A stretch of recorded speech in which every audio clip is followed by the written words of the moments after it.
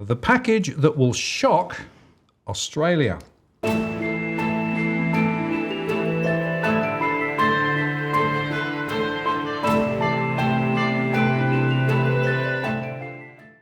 Martin North, John Adams. In the interest of people, well, it comes to this, John. It comes to this. Yes, Martin. A lot of people are going to think today is a hoax, but today is actually a very serious show, and we've been doing these shows for 4 years, and this is by far our most serious show, and it is so serious that we've taken the unprecedented step of restricting comments on our show today, so no one can comment about this show on YouTube, and that is because there are significant legal implications about what we're about to reveal, and I have had some communication with my legal team about what we can say, what we can't say, and so because of those risks, we've decided to shut off the comments. Yeah, and it's just worth underscoring, isn't it, that we are actually completely solid on what we're going to say, but there are also some things that we can't say directly because of where things are happening at the moment, but we're going to be pretty open and transparent about the show today, aren't we, as to what's really gone on. Indeed. So obviously a lot of this comes about, Martin, is because I was away for 9 months and we didn't do the show, and a lot of people asked what happened to Adams, and then all of a sudden I reappeared. And so now this show, Martin, is part 3 of our series on financial crime. And if we can just cast our mind back to the show that we did previously, only a few days ago, and we talked about ASIC's performance in terms of handling complaints and about commencing investigations. And we told the audience to remember a specific number, and that number is that in 2021, the chances of getting an official investigation resulting from a report of alleged misconduct is 0.74%. So if we could put slide 1 on the screen just to remind our audience. So if people haven't watched our last show and want to understand what these numbers are, go back and watch the last show. We go into detail as to how did we calculate the 0.74%. But to get ASIC to commence an official criminal or civil investigation, it is less than 1%. And just to recap what we said, that 0.74 is effectively not the sort of the first dribble into ASIC. It's after they've thought about it, right? So it's actually part of a bigger story where the number's even worse. Indeed. So today, we have on social media, I've talked about these words of the quest and the package, and you've obviously made references a few weeks ago in The Secret Life of John Adams. You talked about the quest and the package. So we're going to actually now reveal what the quest was. Now, I have to say, Martin, in all seriousness, ever since I've met you, I've always had, like in the last 4 years, some of the most unusual experiences have happened to me, which in a previous life would not happen to me.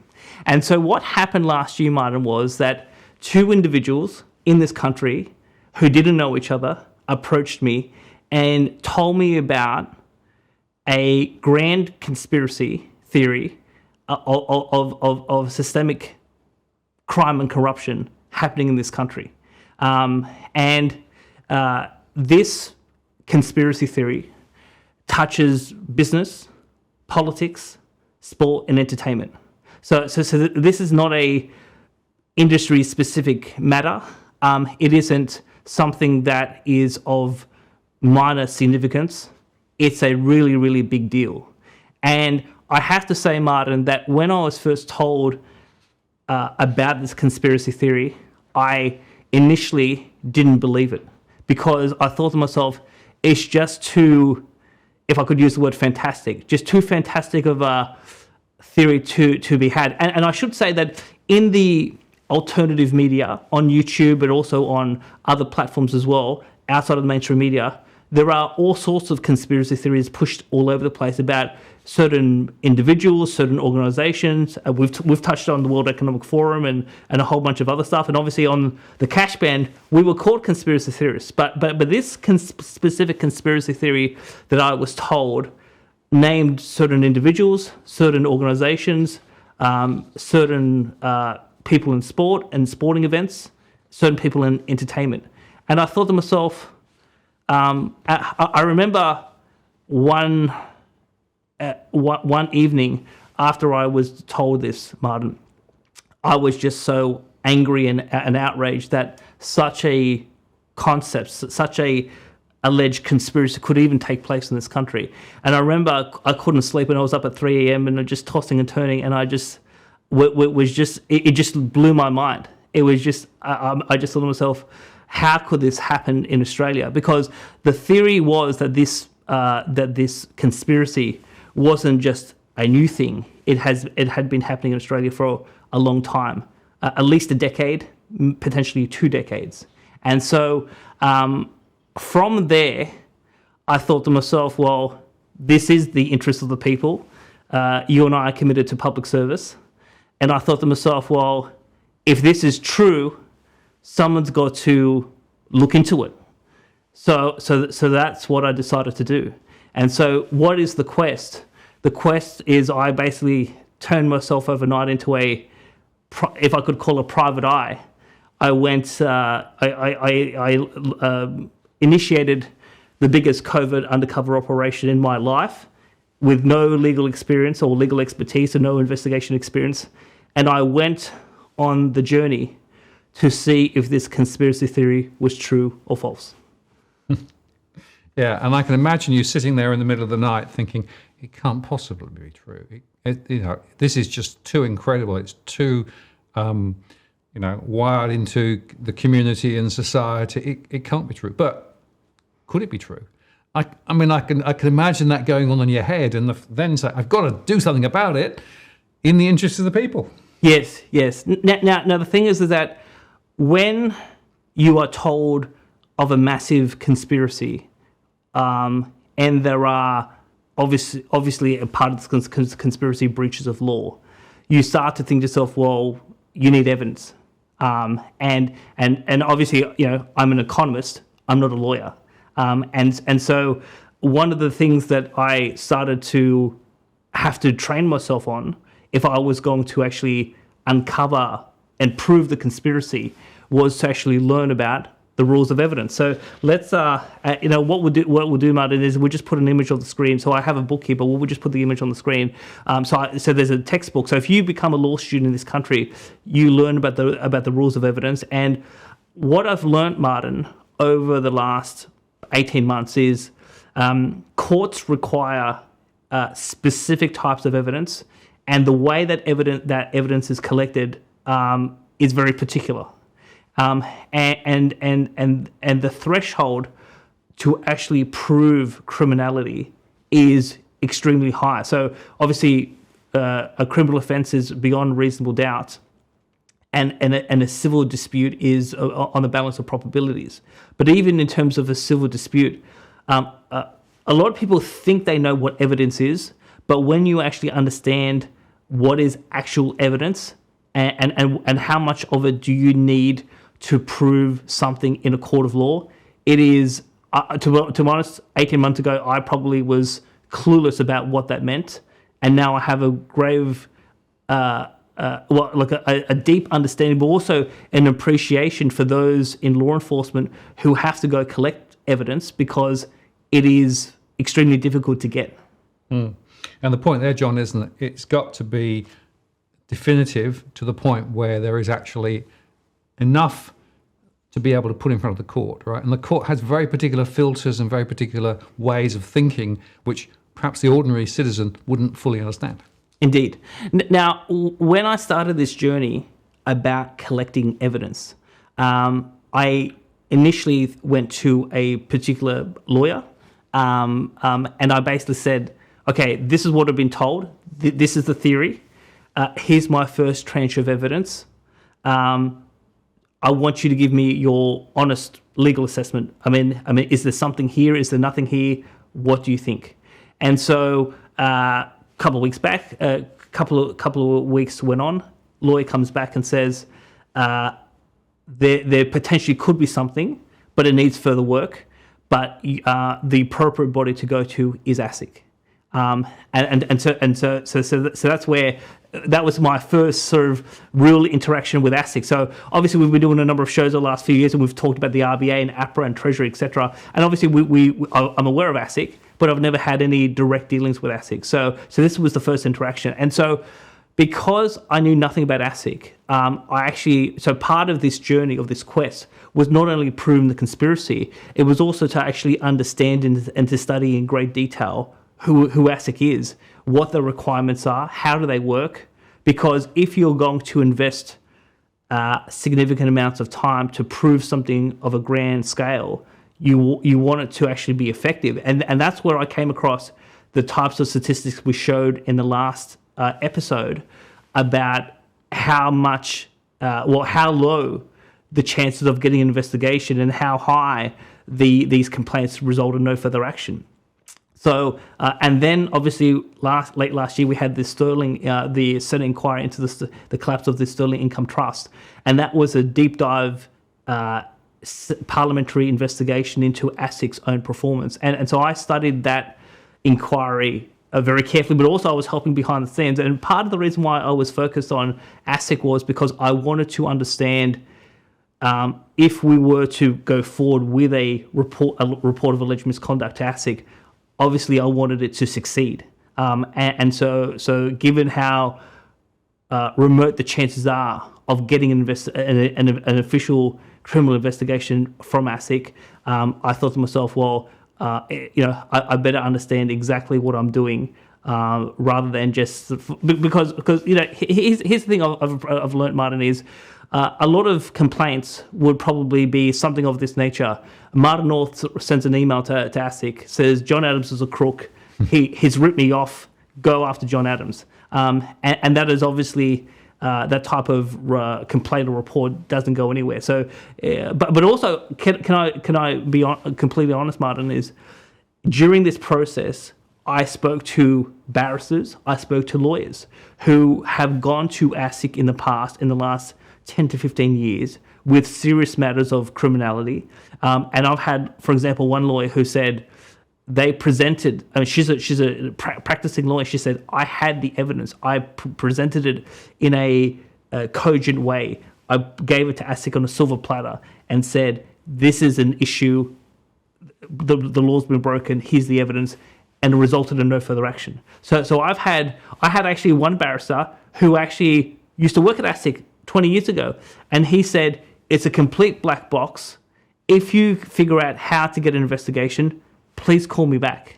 So, and to be honest, when I'm having these conversations with lawyers and barristers, I'm thinking to myself, well, if people in the legal profession are basically saying that they have no luck with ASIC and it is complete opaque and black box, and in their view, ASIC doesn't respond to clear breaches of law with evidence, I'm thinking to myself, what do I do in terms of that? So that was a very, just to learn about ASIC and just to understand how ASIC works. I mean, that was a big chunk of my time, and that was, there was a lot of fascinating things about it, but it was a very daunting thing as well. Mm. And it's worth underscoring, isn't it, that ASIC, ostensibly sits there as the guardian of the financial markets and particularly investors. But as we said in our previous show, their capacity to do the things that maybe the community thinks they should be doing versus what they're actually doing is quite gappy, right? And even if, as you say, if professionals can't get action happening, how does the ordinary individual stand a chance? Yes. Now, as I was going along this journey, trying to figure out whether this conspiracy theory was true or not, there was all sorts of knowledge and skills I had to utilize. So this covers economics, accounting, law, forensic investigation, field work. There was a lot of stuff that went into this. And I had, and not only was this just me, there was a whole team that I had to put together to help me figure out what was going on here. So I had lawyers and barristers, accountants and auditors. I hired private investigators. I had consultants. I had subject matter experts, and all of that cost money, and all of that was basically self-financed by me. And we'll get to the cost of what that all cost, which was quite significant. But there was a whole effort to put this all together. And can I say, Martin, is when you start on a journey like this, and you've been told of a grand scheme, you don't know where it ends, because you could start going down a particular path and then you find evidence that shows that the allegations are not true. And then you basically have to stop. So basically, now the other thing I attempted to do was use triangulation. So I didn't want to go to ASIC with one source of evidence and just say, based on this one source, I assert these allegations. I used multiple methods using different techniques to see whether they all line up, or do they tell a different story and there's an inconsistent story. So using this using a method of triangulation, we were able to say, using about 5 or 6 different techniques, we were able to show that the evidence, and when we say evidence, look, we're talking about the real evidence, the evidence that lawyers and courts accept, the evidence points in a particular direction.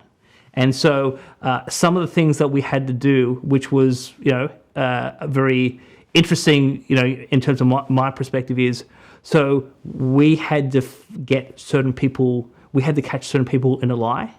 And so there was a number of traps I had to set and actually get people to lie in those traps, and then get those lies recorded in a way which was legal, so that we could actually use that in evidence.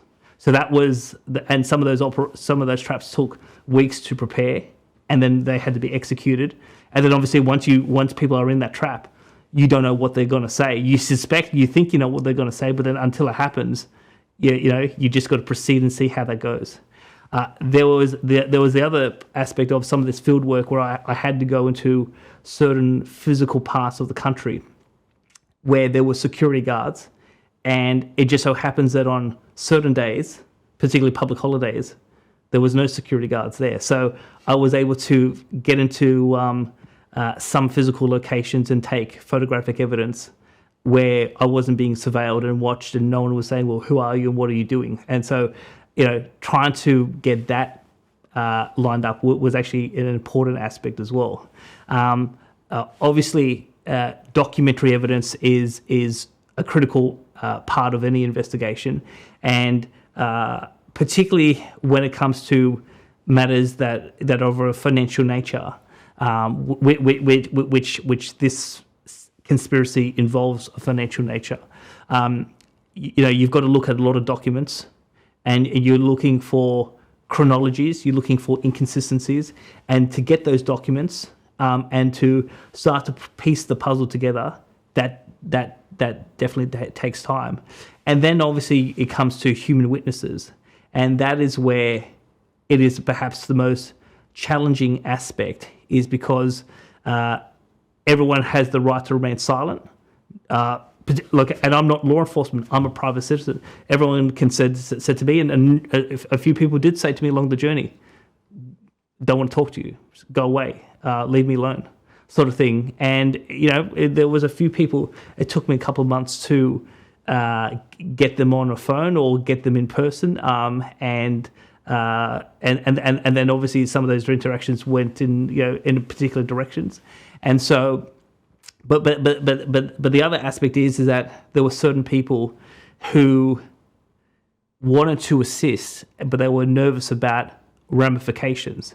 And so dealing with those potential ramifications, which include physical security risks, they are huge issues that any person has to overcome. And so one of the important aspects of this, Martin, is that just so our audience can fully appreciate this point, law enforcement, but also ASIC, have extraordinary legal powers to force people to talk.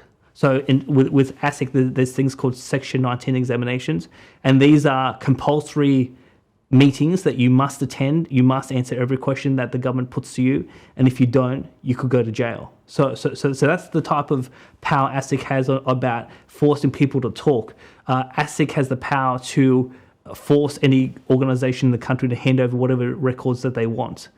They have the power to do search warrants. They have the power to do injunctions. They have all sorts of things that private citizens don't do. And so for me to do this as a private citizen and to do it legally it was extremely difficult. And the reason why I had to do it is because if you don't do it, and you go with a incomplete or a half-baked complaint, the chances are, and it's more than 99.3%, the chances are that it will go nowhere.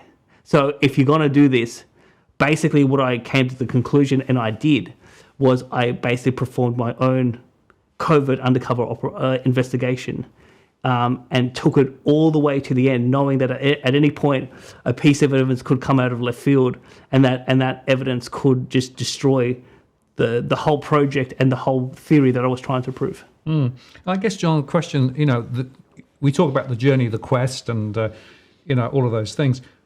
What was it like, though, trying to piece this together on the way through? I mean, did you always believe, as you went forward, that it was looking more and more solid, or were there points in the journey when you thought, "Oh, hang on a moment, this may not be right"? For a majority of the quest, I took the view that the theory was false. I didn't believe it, and pretty much even to the point that I ultimately went to ASIC, and we'll get to that point soon.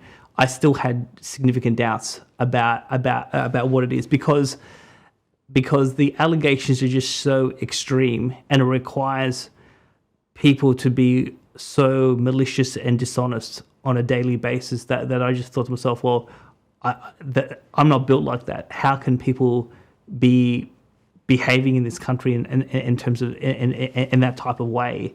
And that is just par for the course. So the point, John, is you were effectively trying to disprove rather than prove, right?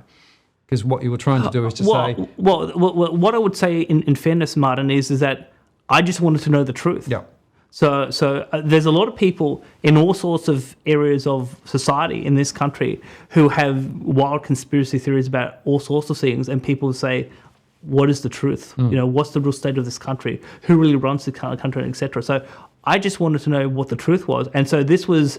it was more intellectual curiosity more than anything else. But again, then obviously trying to piece it, and then trying to, because the other thing is Martin, is, so if you don't believe something, well, where else can you get evidence that will either confirm or deny in terms of theory? So this is where the triangulation method came in. So we got a piece of evidence.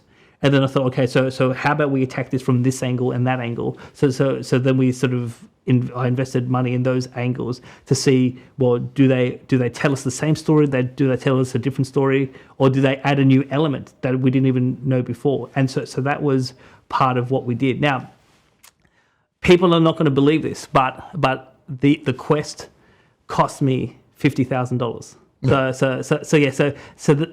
that's what the investigation cost, and that's self-funded using my own money. And during this period of time, I basically didn't work, and so the loss of income was about $100,000. So the overall financial aspect, and obviously in The Secret Life of John Adams, you talked about the potential financial implications, and Adams getting into financial stress. To do this and to do this properly, it cost a lot of money. And over 9 months, so this wasn't a short period. This was, 9 months of, very hard work. Yes. And we're going to get into this in a future post, Martin. Is that one of the things that kept going through my mind, particularly as we got closer to the finish line, was surely it shouldn't be this hard. So once I started realizing how low the prospect of getting an investigation was, and I'm thinking to myself, well, I think I'm capable, but here I am spending extraordinary sums of money and doing my own investigation, and I'm thinking to myself, what chance does a mum and dad investor have at home to replicate what I'm doing? Yeah. And the answer is basically bugger all. Yeah, which goes right back to the point of, well, if ASIC is meant to be protecting investors, most investors don't stand a chance. Yes, indeed. So now, Martin, where we're going to go next is we're going to talk about the package. Now, so obviously we talked about the quest. So the quest is Adams went dark for 9 months. Now, and I will say, if I'm going to be completely honest, Martin, is there was, now, people may be offended, may not be offended. I made a whole host of posts last year and the beginning of this year about COVID-19. Every single post I made was my genuine thought and belief, but there was a reason why I started talking about COVID, and that was to hide what I was really doing behind the scenes. So you mentioned this in your post, The Secret Life of John Adams, about that it was camouflage. It was camouflage. Yep. So I did start to talk about COVID because that was the topical thing. Everyone's focused on it, and they gave me the cover to do things behind the scenes that people didn't know that I was doing. So the whole journey was quite extraordinary. So this here package then, right? This here package, it is actually has a physical form, doesn't it? Yes. If we can just hold this up for our viewers. That works. So this is the package. So this is the conclusion of my investigation. This is obviously a replica. So what I can confirm to the audience was that in April of this year, I physically went to ASIC and I said, I've done my own investigation. I've cracked the case. Here is my report of alleged misconduct. I wish to submit this officially to ASIC. And now what is inside of this? This is a 3-page cover letter signed by my barrister, a 53-page complaint signed by me and my barrister, and then 103 exhibits of evidence that took us 9 months to put together. And the day I walked into ASIC and I said, here it is. I mean, it was funny because they initially said, well, why have you used that online form? Or have you spoken to someone on the phone? And I said, well, my barrister has given me strict instructions to physically deliver this. And by the way, your online portal doesn't handle 103 attachments. So here I am to be able to put this together. So when all sorts of people on social media said there is no package, no, the package is this. Yep. And the package is real. Now, how about before we go on, Martin, just to confirm, so you have seen the contents of this, is that correct? Yes, I have. You've taken me through it, and I've looked at it in quite painful and intense detail, frankly. Yes. So you know the types of people and organisations that in terms of this touches on, including both in business, politics, sport, and entertainment. Absolutely, and we should underscore we can't go into any real detail because, of course, the case is now before ASIC. So we're not going to mention particular firms or people or anything, but yeah, I can confirm the scope and intent is exactly as you said it was, right? And boy, this is a big deal. Yes.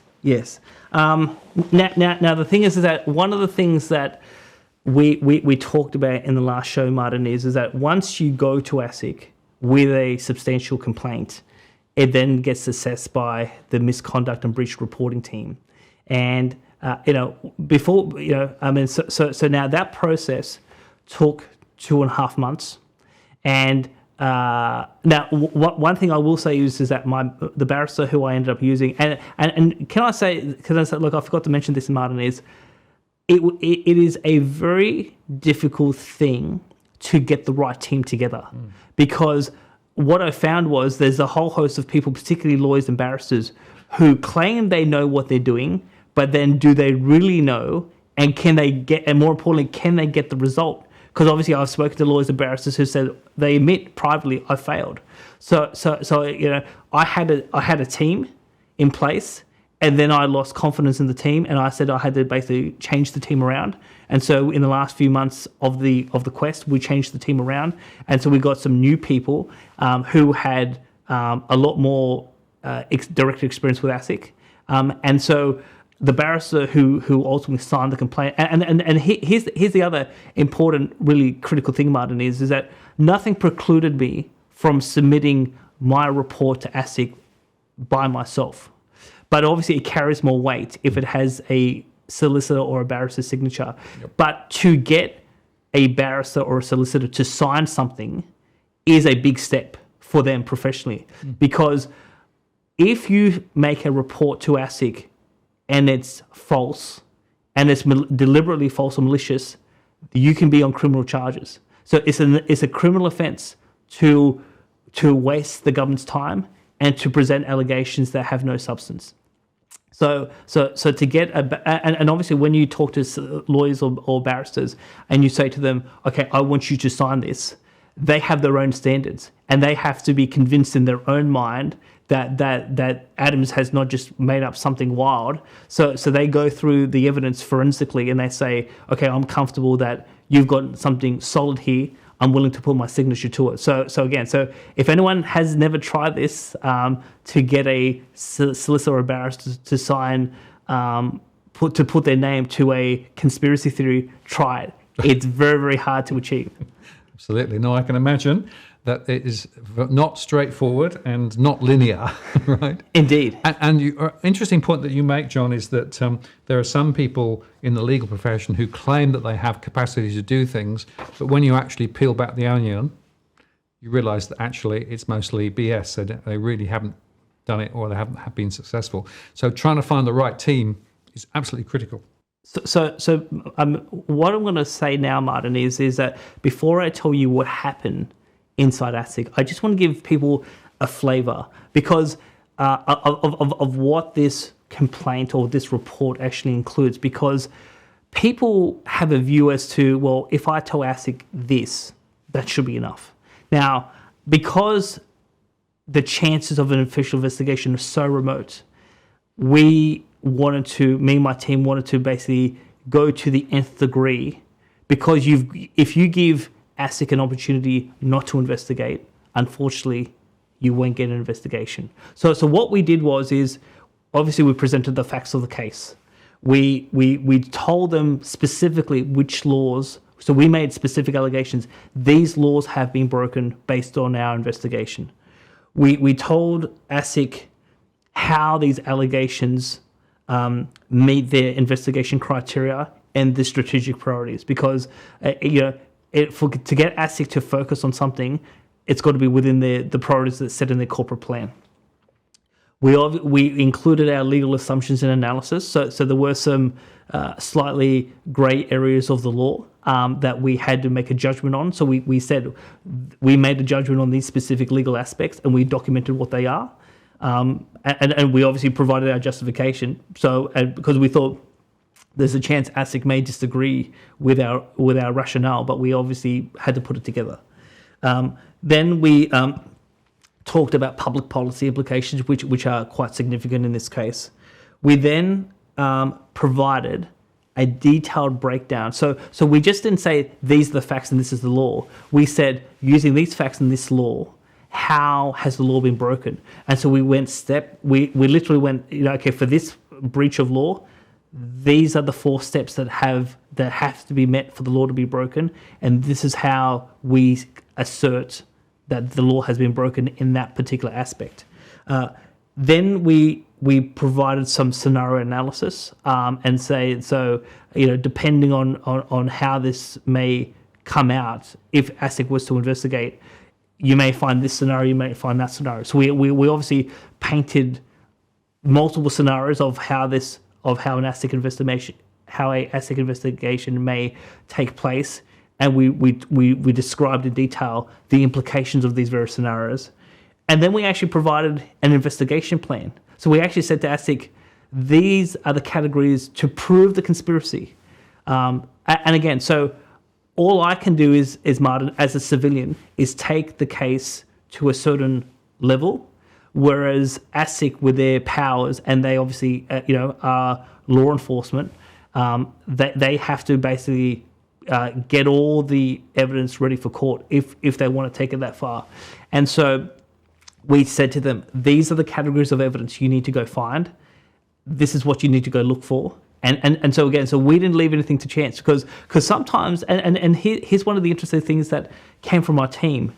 If something to ASIC or for law enforcement in general, if something looks too hard to investigate, they may get cold feet. So we try to make it easy for them and say, well, it's not insurmountable to investigate. You just have to think about it in this particular way, and then you should be able to proceed forward in terms of going like that. So now, when it got into ASIC from April, it spent 2.5 months being assessed. And so what I know, what I've been told by ASIC is that multiple teams within ASIC read the material and vetted it. And obviously, once you get a serious report like this, it is scrutinized heavily by a lot of people, because they obviously want to know, well, who is John Adams? Who are these people that he's claiming have broken the law? How solid is the evidence? All of those aspects were tested, but not just one individual or one team. Multiple teams within ASIC review this material, and so as a result of that, what I can tell the audience is that in July, I did have a meeting with certain ASIC investigators, and in late July, about 6 weeks ago, ASIC confirmed in writing that an official investigation has commenced. And just to be clear, so just before we started recording, I showed you the communication from ASIC. Yep. Yeah, I've seen it, and I can confirm that John is absolutely telling the truth here. An investigation has commenced. Yes. So basically, what we're saying is that over a 9-month period, I bet $50,000 on a 0.74% chance of getting an official investigation. And even though a whole host of people have failed, I was successful. Absolutely. And, if you think of the odds of that, that's pretty amazing. Yes. So when you said a miracle beyond miracles, I mean, having gone through the experience, so you can talk about it in the abstract, but once you commit 9 months of your life and $50,000 in direct money, and then you go to the government and say, okay, I want you to do your job. How hard, the sense of relief that it all worked out is it was a great sort of moment when we got told that, but it was a very daunting experience, both financially but also personally, going through it. And then when you give it ASIC, and then you sort of think, well, the weeks are counting on. Well, where are they up to in this process? But then obviously, when you get confirmation that an official investigation has commenced, that was obviously a big deal. And just to confirm that in financial year 2021, as we said in the last show, only 110 investigations were started in that financial year. So I like to think about these as similar to Wonka tickets, like in Charlie and Chocolate Factory. So very, very rare, but we were successul. So now the good news about this, Martin, is that it does show, because there are some people in our audience who lack a bit of confidence about law enforcement and government, particularly over what's happened the last couple of years. But I think what I have shown is that so the system does work.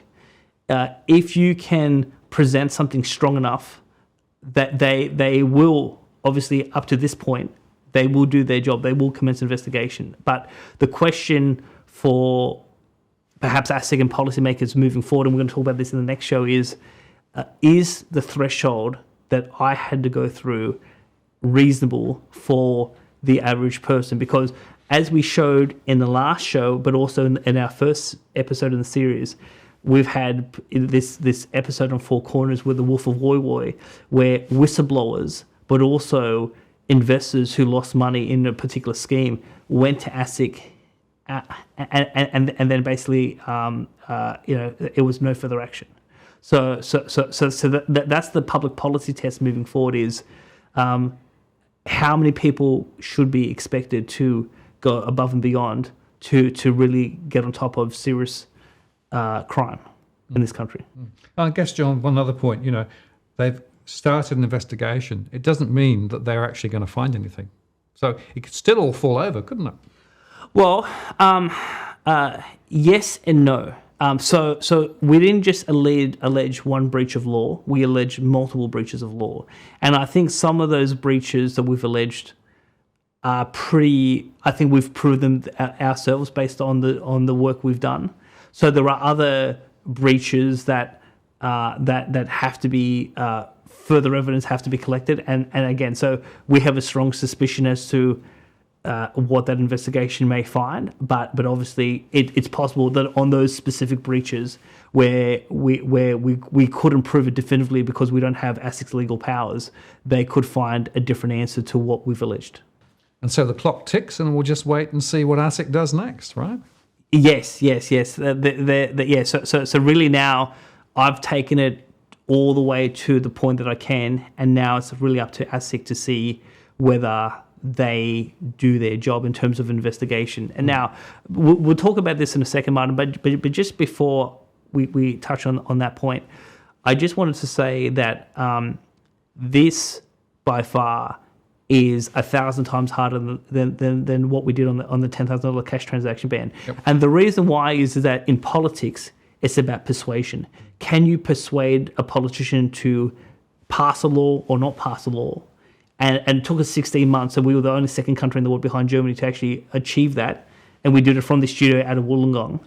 But to get evidence when you don't have those powers that law enforcement has and prove a case, it is 1,000 times harder. And you know, I didn't appreciate how hard it was because, to be honest, I didn't have the experience. So at the beginning of the process, when you start to think about this, well, how does this all come about? How do you actually do this? Until you go through the process, and obviously because we have been successful in getting an official investigation, I think it should say to the audience that Adams did like we did it by the book, and we did it forensically, and we did it thoroughly.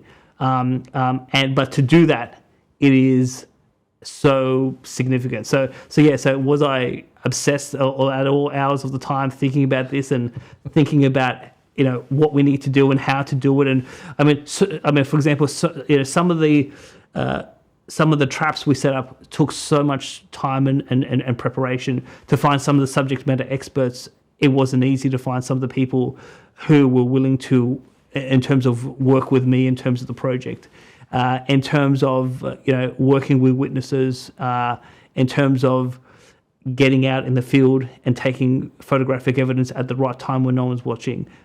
All very sort of deliberate, sort of methodical techniques to be able to get all that stuff. But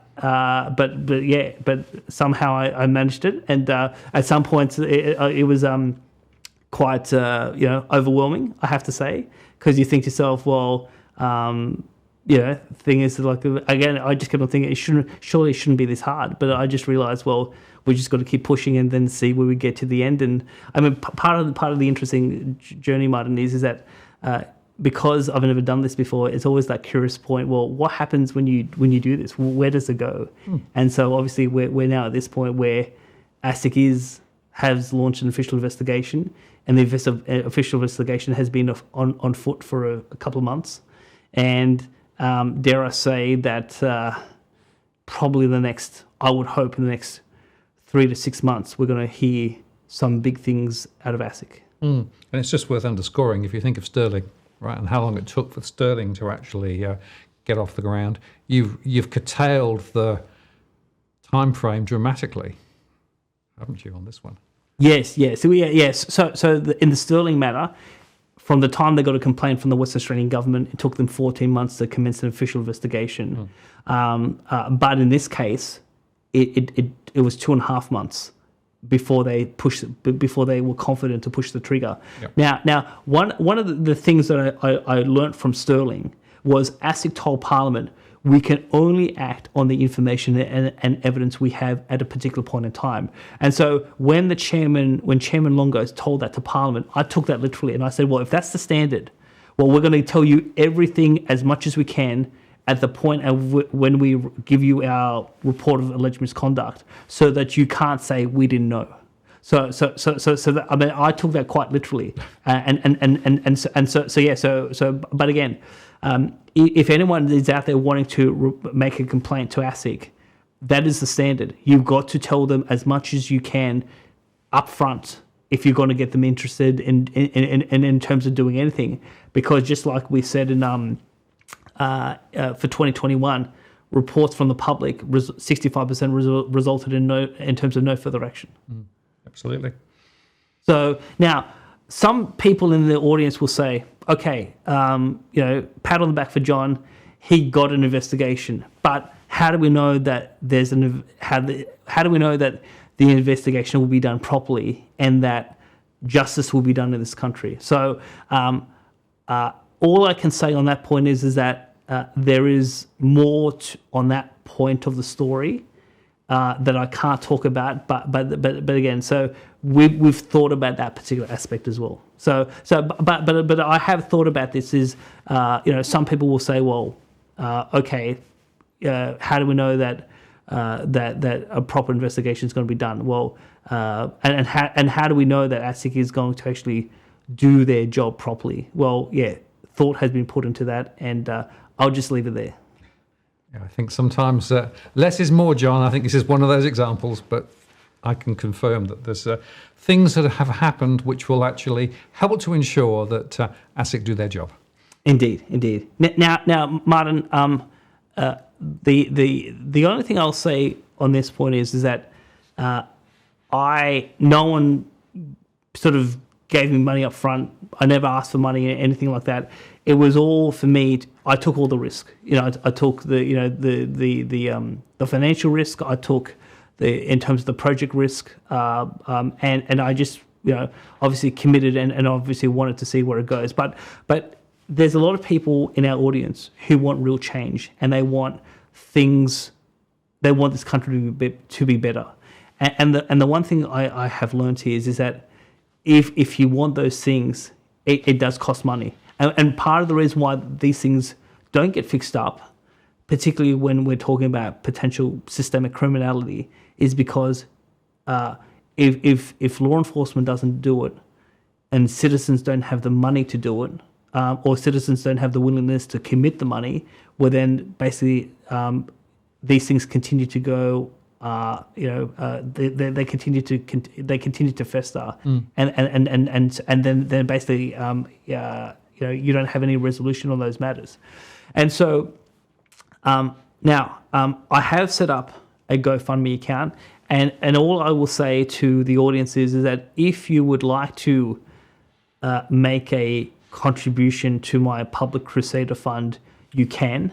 Don't expect anyone. I don't expect people to, in terms of to provide me money. But if people want me or you or other people to continue to do serious work, and for that work to lead to serious outcomes and positive outcomes for the country, that does take money. And so.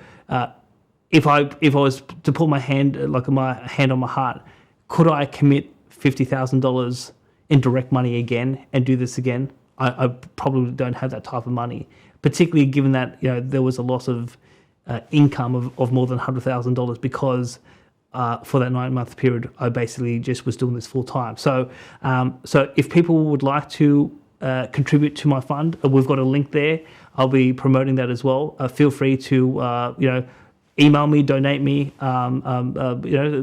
If you want to verify certain things about this before you contribute to the fund, feel free. But obviously, the more financial assistance we get, the more we can reinvest into other potential projects that may come our way. Yeah, and these things are not costless, are they, John? They do take a lot of time and effort and resources and intellectual power, but these are really critical issues, right? Because it comes back to how the country operates. That's essentially what we're talking about here. Yes, and the thing is that even when you and here's the unfortunate thing, Martin, is that even when you go to certain people and say, "I'm doing this for the public good," people still want to be paid. People still want to generate in terms of an income. Yep. People are still running professional businesses. So whether you're going to lawyers or barristers or private investigators or whoever the case may be, people expect to be paid. And obviously, ASIC has an enormously high threshold in terms of the evidence they need before they will commence an investigation. So it's kind of like chicken and egg. It's like, well, some people think, well, ASIC is resourced by the government. ASIC has the legal powers. They should be collecting the evidence. And yet the majority of complaints, as we showed in the last program, are knocked back because of insufficient evidence. So because they do so few investigations relative to reports of alleged misconduct, there's a threshold you have to meet. Part of the challenge is ASIC doesn't tell you what that threshold is, and so that's why we had to basically invest significant sums of money to get the threshold that high. But unfortunately, in the real world, if you want to tackle systemic corruption, it does cost money. And, the fact is, I keep saying this, if you're an ordinary investor, the chances of your being able to be successful, to be able to actually get ASIC to do something, is just so low. And what you've shown today in this show is just how high that threshold is. Think of all the work you had to do. Think of that package that you've created. And the question is, how many people have the capacity to do similar things? No wonder ASIC has a very low threshold of success, because they put the bar so high. Yes, absolutely. But the other thing that people need is you need to be able to articulate this information in a way that people in law enforcement are that they are able to understand, but like not only in terms of the facts, but also in terms of the law. And finding the right type of people who have that skill set. Can I say, if I didn't change my team in the last few months, I could have easily failed. So the fact that I found the right people at the end who had the right skills and knowledge to be able to get me over the finish line, that was a critical point in the project. Well, I reckon there's a book in there, John, somewhere for you to write, right? Because your journey and what you had to go through is actually powerful, right? People need to understand this. Well, there could well be a front page story coming before Christmas, and if certain things are confirmed, this will not be just a national story; it will be a huge international story as well. So just to bring the story or the episode to a conclusion, Martin, is that it is true. I had a secret life. Yep. I engaged in a 9-month covert undercover investigation using my own money of $50,000 to prove a conspiracy theory that 2 people told me about. And it was the most challenging thing I've ever had to do in 41 years of life. And the chances of success was 0.74%.